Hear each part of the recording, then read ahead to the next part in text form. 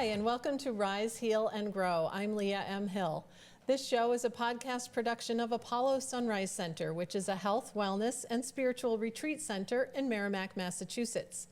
On this show, we shine the light on those who nurture wellness and inspire positive change. And my guest today actually transmits divine light through her hands. My guest today is Mirabai Devi. She is a world-renowned spiritual teacher, healer, and humanitarian, and the founder of the Mirabai Devi Foundation. Welcome, Mirabai. Thank you so much, Leah. Thank you for being on my show today. You're I was welcome. so looking forward to having you tell your story and share with everyone what you do. But I know it started at a very young age for you. What was that like? What happened? So I started at 3 years old, and from 3 Wow. to 7 years old, I astral traveled and went to different planets and dimensions and worked with different masters of light who trained me on how to turn the darkness into light inside of human beings. And I was trained in healing humans and also in bringing humans into higher states of consciousness. Oh my God. And this was 3 years old to 7 years old. That's a lot for any child to take in. How did that happen? Like, how could you even take that in as such a young child? Because I was an old soul, and when I was born pretty much awake, and I had the understanding on a very simple level. It wasn't an understanding on a complex level. It was just intuitive to my soul. And also because when I was traveling at night, astrally, I was not in my 3-year-old body. Right. You were your spirit self. So I was my spirit self in my light body. Yes. Yes. If we can just briefly explain what the astral travel is for anyone who might not be familiar with it and what that experience is like for you. Yes, so astral travel is when you leave your body at night and you're still attached to your body by a silver thread, and your light body goes to different dimensions and realms and does work. And you work on people, both on the physical and non-physical dimensions. So people would normally do this, but they don't remember it, maybe? Or is... Yes, lots of people do it. So it's not like dreaming. It's different from a dream. It is different than a dream. A lot of people do it, and they don't remember that they're doing it because they don't bring it back to their conscious awareness. But for me, there was no difference between my conscious awareness and my experiences because it was an awakened state. Yeah, so you're awake at a very young age to who you really are, it sounds like, and who you have been. In this larger state of consciousness, or in the spirit world, I would say. Yes. And but then you were growing up. What was that like? Like going to school and having friends and all of that? Yeah, so at the age of 7, I wanted to be like everybody else. Oh, sure. And I realized that not everybody experienced what I experienced, because at kindergarten I used to say that I fly and I'm ancient. Do you fly? Are you ancient? And when I understood that others didn't have the same experience as me, I wanted to fit in, and so I shut down from 7 years old to 17 years old so I could have friends, go to school, go to high school, graduate, and be quote unquote normal. Right. I totally understand that. I grew up as an intuitive medium, and I had experiences as a very small child, not like yours, but more like seeing spirits and getting premonitions and feelings about things that other people weren't talking about.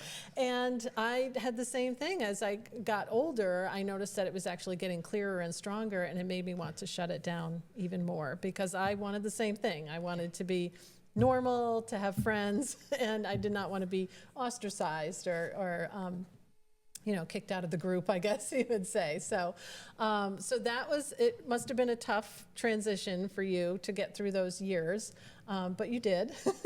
Good. I did, yes, and it was a tough transition, and it makes sense, to shut down, to turn it off so that we can normalize and have other people relate to us, and so we can relate to other people. Otherwise, it's a very lonely journey, a lonely path. Right. And actually, in a way, what you're saying is it probably helped you and helped me to have those experiences while we were shut down or staying hidden, because we learned a lot more about this world, right? Exactly, about this world at that time. And I think learning about this world was helpful for me because I became a spiritual teacher intuitive and spiritual healer at the age of 22 years old. Wow, that's still very young. Still young. And so being able to have had that time of being in the world and experiencing worldliness, I was able to then understand how to explain it and teach it and train humans in it after going through the transition myself back and forth. Yes. And was there any like pivotal moment where you decided to just accept yourself? Yes, I really left at 17 when I was, I guess, going into the awakening back up period. And I became a vegetarian and a Hare Krishna, and I loved spirituality, and I was chanting mantras, and I was starting to begin my process towards my spiritual gifts awakening. That's when I realized that I needed to go inward, inside, and accept that what was happening to me was actually a series of spiritual powers or gifts that I needed to work with my inner soul and spirit and my inner guides to have further training on. Right. So that makes sense that you would need to do that to kind of, I don't know if you could shut down the outside world, if that's what you kind of had to do, but to really go within yourself is a very difficult thing to do, especially at that young age. But you were able to do that, you think, because of the experiences you had as a child? Yes, actually, somewhere between 20 and 21, I shut down for a year and stopped speaking on the outside, except necessity speaking. Really? So that I could just listen to my guides and receive inner dictation and inner training and understand what was coming from my inner voice. And I said, I don't want to follow what's in the Bible or what's in the Quran or what's in the Jewish New Testament, the Jewish, what do you call it, scriptures, or the Vedas, or the Torah, or the Vedas, or anything else. I want to hear it directly from within. And that's when I really understood that we can have a direct relationship with God, a direct relationship with the spiritual masters, and with our own inner guidance and our inner guides. And that really changed my life. Wow. So let's talk about that a little bit, because I know a lot of people would love to have that experience, but feel like, oh, well, that didn't happen to me when I was 3 years old. You know, I wasn't doing astral travel. So how can I get that kind of connection that you're talking about? I mean, even to be able to be silent for a year is extraordinary right there, to be able to do that. So what do you tell people who are like, well, that's you, but not me, I can't do that?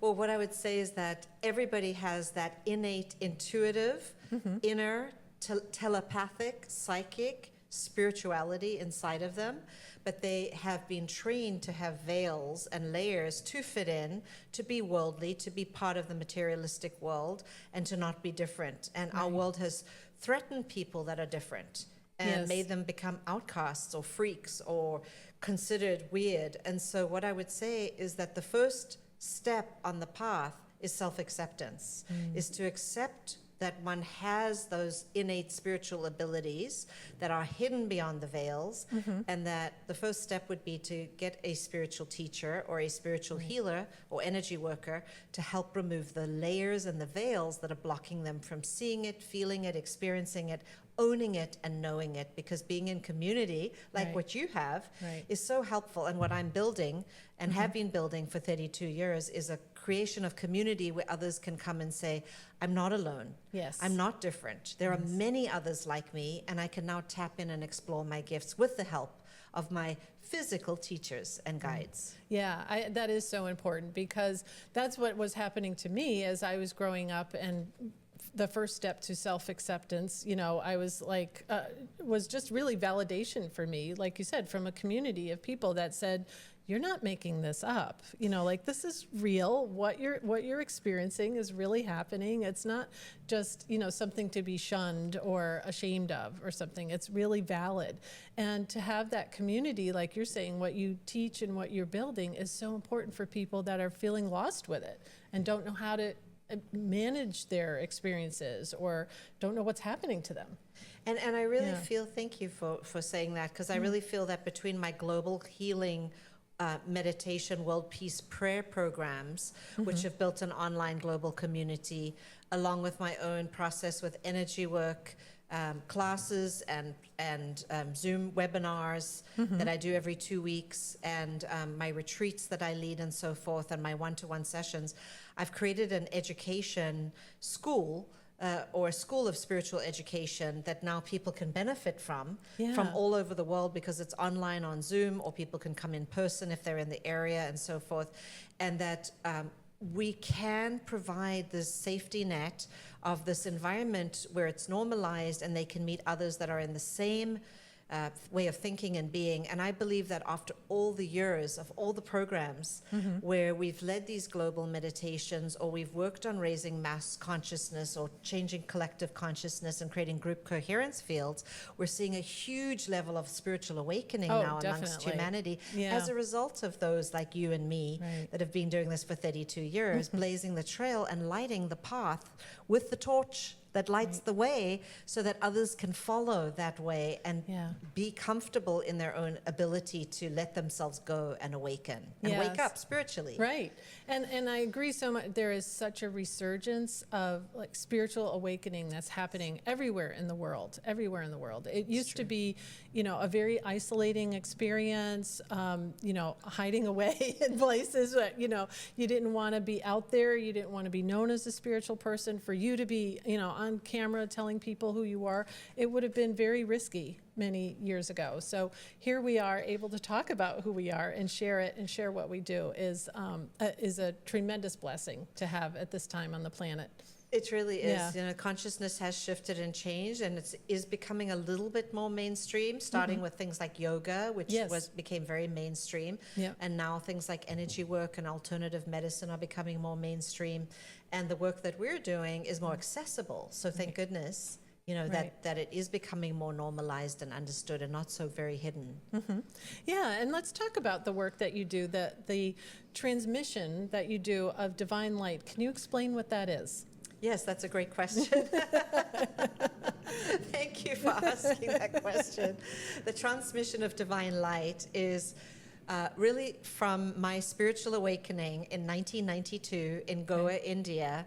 I actually merged with the divine light, or went into a state of unity consciousness or oneness. Wow. And ever since that day, I'm able to merge into becoming the light, and then transmit it as I'm transmitting it from the central headquarters, or goodness. merged into the light as the light. And so it's coming through me. It is not from me. It is coming through me from the divine, which I am tapped into or unifying with in that state of consciousness. And so it's not necessarily the universal life force energy that people talk about in Reiki or some of the hands-on or distant healing modalities. It's Okay. similar in those ways, but in a sense more advanced, because it's dealing with bringing people into very high levels of consciousness, and it's a karma burning technique. It Wow. burns the karmic imprints and the family lineage karma and personal past life karma, as well as removing blockages. So it's very, very much more intricate and complex than what people understand. It's not just a blessing. Okay, thank you for explaining that, because I've experienced your light transmissions myself at a couple of your events, and I have found them to be, truly profound. I mean, I love that it seems to be for anybody, right? You don't have to be intuitive, you don't have to be awake, you don't have to be, and you can just go there and receive this light transmission. And from what I understand, the person receives whatever they need to receive. Like, you're not controlling what the person receives, it's just going through you and coming to that person. And in my experiences, I felt like, during the actual light transmission, I was like hyper aware. I had a lot of awareness. I was getting, visions and hearing things, but nothing really like clear and profound messages or anything.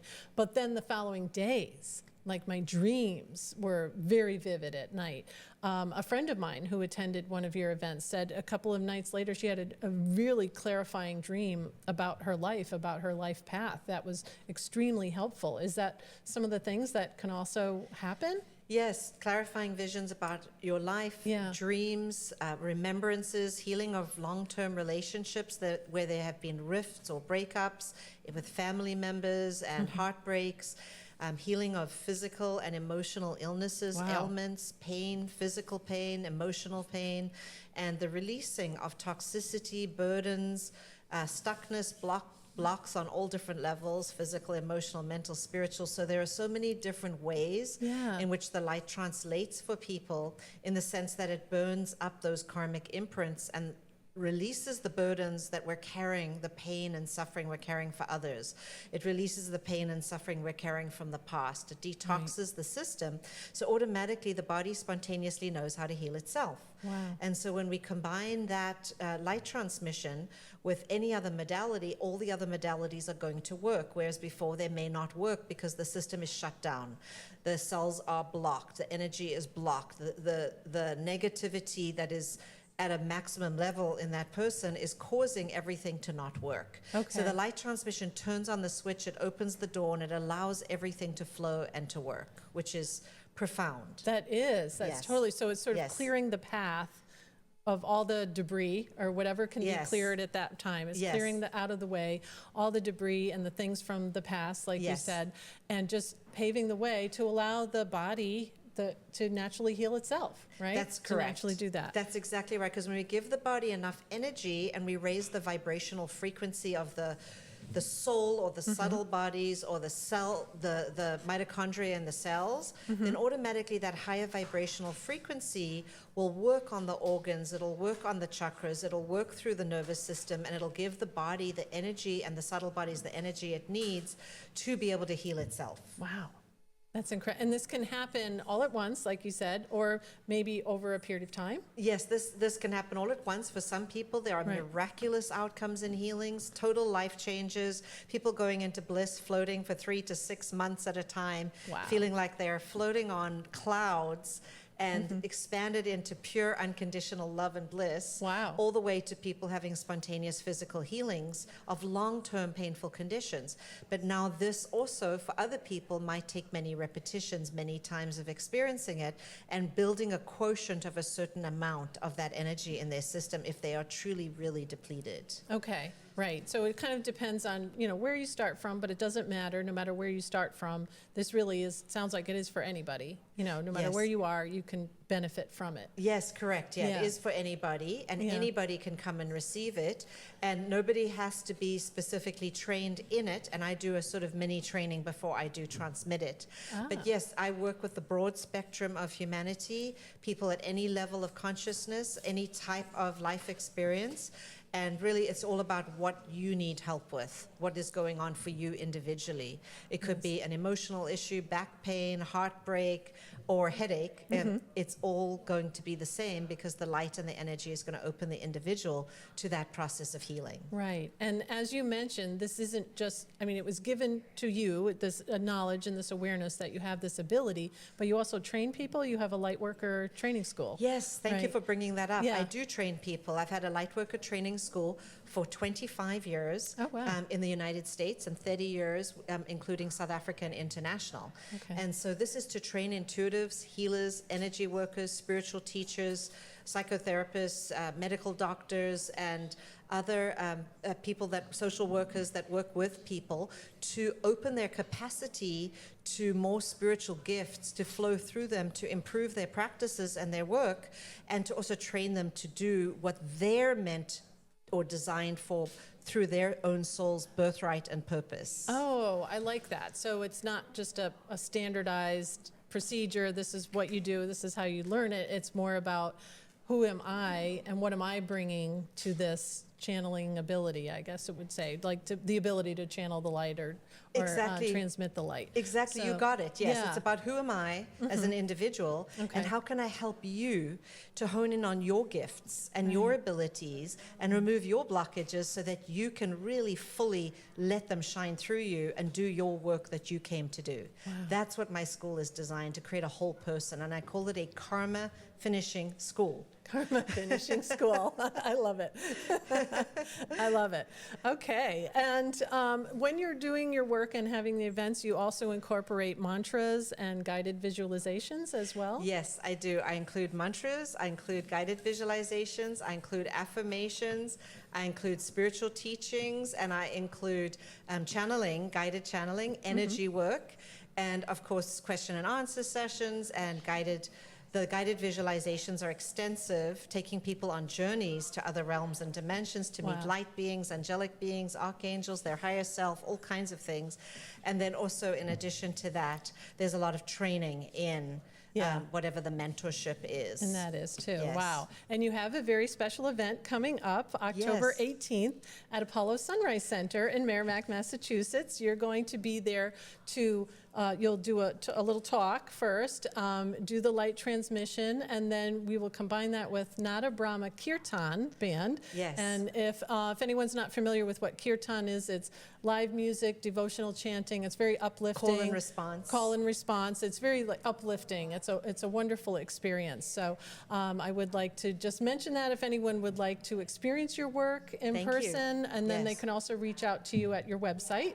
Yes, which they're is- welcome. You're welcome to join us at the Apollo Sunrise Center for this event and to experience the work. It's very sweet, very powerful, profound, and that is mirabaidevi.org. Again, mirabaidevi.org, and all of the events and event details and listings are on the website on the event page, as well as a lot of other free material like mantras, affirmations, forgiveness prayers, guided visualizations, and many, many more things Great. on that. It's an extensive website. Wow. Thank you, Mirabai, so much for being here today. This was a fantastic discussion. Thank you so much. Thank you so much, And Leah. thank you to all of you. Thank you so much. And thank you to all of you for watching us here today or listening. And please join us again soon. We have lots more episodes coming up.